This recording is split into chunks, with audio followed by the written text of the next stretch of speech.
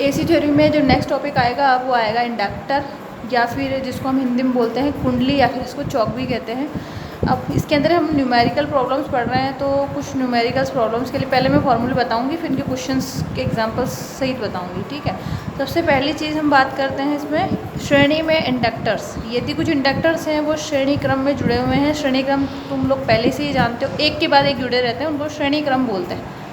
पहले L1 जुड़ा हुआ है, L1 के दूसरे से L2 का पहला सिरा, L2 के दूसरे से L3 का पहला सिरा, ठीक है। और L1 का जो पहला सिरा है वो L3 के आखिरी सिरे से जुड़ रहा है। इस तरह का संयोजन जो होता है एक के बाद एक, उसको हम बोलते हैं श्रेणी क्रम संयोजन। यदि श्रेणी क्रम में कुछ इंडक्टर्स जुड़े हुए हैं तो उनका कुल इंडक्टेंस जो होगा वो हम कैसे निकालेंगे, तो फॉर्मूला वही रहेगा जो कि प्रतिरोधकों में होता है, रेजिस्टेंस में होता है। R1 + R2 + R3 करते थे, सेम वैसे ही LT बराबर L1 + L2 + L3, और इसका जो कुल इंडक्टेंस आएगा उसका जो मात्रक होगा वो होता है हेनरी। इसको हम डिनोट करते हैं, दिखाते हैं H से, कैपिटल H। उसके बाद नेक्स्ट जो है वो है समांतर क्रम संयोजन। यदि समांतर में जुड़े हुए हो, समांतर तुम लोगों को पता ही है, यदि तीन इंडक्टर हैं समांतर में जुड़े हुए हैं, समांतर का मतलब हो गया तीनों के पहले सिरे आपस में जुड़े हुए होंगे और दूसरे सिरे भी आपस में जुड़े हुए होंगे। इस प्रकार संयोजन जो होता है वो समांतर क्रम संयोजन होता है।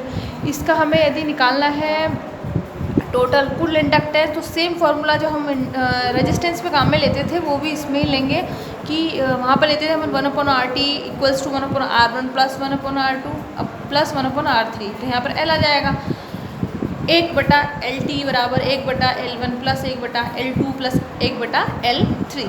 यदि सारे इंडक्टर के मान समान हो तो जैसे वहाँ पर फॉर्मूला लगाते R/N, यहाँ हो जाएगा L/N। यहाँ पर जो N है, N का जो मतलब होगा वो होगा इंडक्टरों की संख्या। ये हो गया श्रेणी क्रम संयोजन और समांतर क्रम संयोजन। फॉर्मूले वही हैं जो कि रेजिस्टेंस वाले थे, कुछ नया नहीं है उसमें, सिर्फ रेजिस्टेंस की जगह इंडक्टेंस आ जाएगा।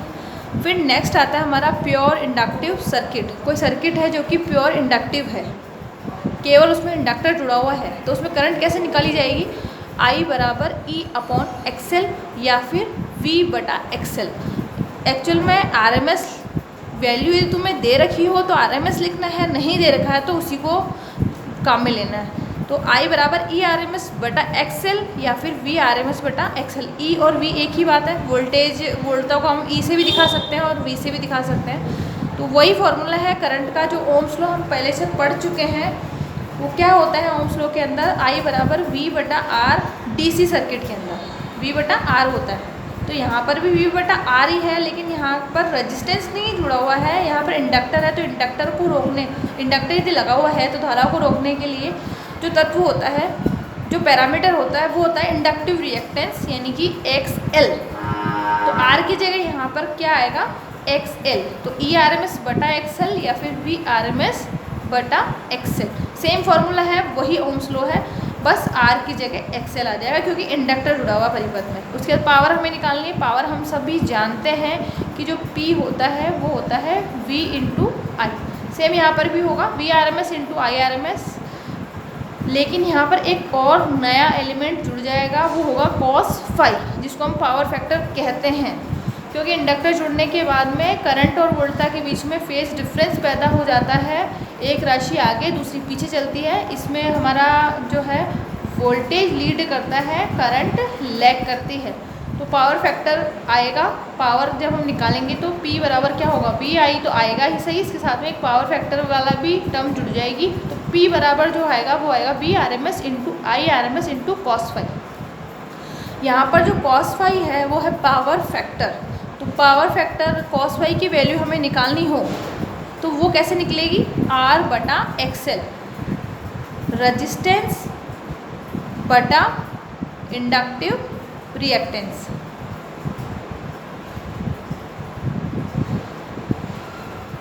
यदि हम बात करें, ये तो हो गई बात पावर फैक्टर की।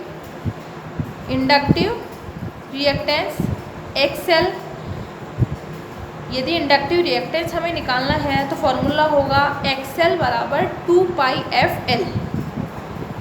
यहाँ पर F जो है, XL तो इंडक्टिव रिएक्टेंस है और वो किस में दिया जाता है, ओम में। F जो होगी वो होगी आवृत्ति, हर्ट्ज में। Hz है ये, ठीक है, Hz लिखते हैं इसको अपन। L इंडक्टेंस, हेनरी में इसको हम लिखते हैं कैपिटल H। यदि इंडक्टिव रिएक्टेंस निकालना है तो फॉर्मूला लगाना पड़ेगा 2πfL। एग्जाम्पल मैंने दे रखा है यहाँ पे कि यदि 100 मिली हेनरी इंडक्टेंस मान का एक चौक 200 वोल्ट की वोल्टता पर 50 हर्ट्ज आवृत्ति वाले AC स्रोत से जुड़ी हो तो इंडक्टिव रिएक्टेंस और विद्युत धारा की गणना कीजिए। हमें इंडक्टिव रिएक्टेंस भी निकालना है और करंट भी निकालनी है। जो भी दे रखा है पहले वो लिख देंगे।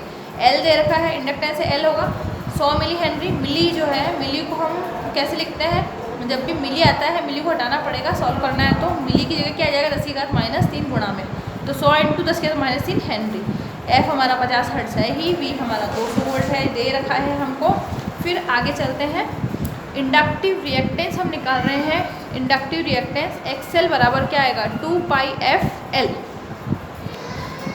2πfL 2 पाई की जगह आ जाएगा 3.40, F 50 और L जो है 100 × 10⁻³ जो भी मान थे हमने ऐसे कैसे रख दिए। अब इसको सॉल्व कर लिया तो सॉल्व करने के बाद आ जाएगा 31.4 ओम। ये निकला है हमारा इंडक्टिव रिएक्टेंस। हमें करंट निकालनी है। करंट कैसे आएगी, I बराबर V/XL से। तो V जो है यहाँ पे 200 है और XL है हमारे पास में 31.4। सॉल्व कर लेंगे, इजी है। 6.37 या फिर 6.37 एम्पियर इसका मान आ जाएगा करंट का।